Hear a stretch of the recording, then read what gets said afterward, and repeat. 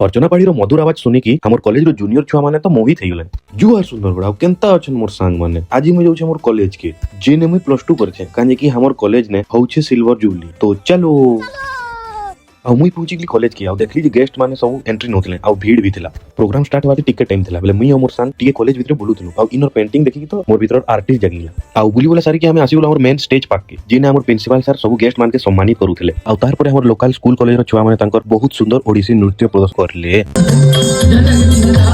प्रदर्शन देखि सारी कि हमें सबे बारी होनु पेट पूजा करबार लागी आ खाई सारी कि हमें आसी बोनु अगेन स्टेज पाक के आ कांजे एतकी भीड़ अछन कहू छगे कांजे कि आजी हमर ओडिया सिंगर अर्चना पाड़ी में आसु आ एतकी वेट करी सारला बाद फाइनली आसी गेले हमर अर्चना पाड़ी में।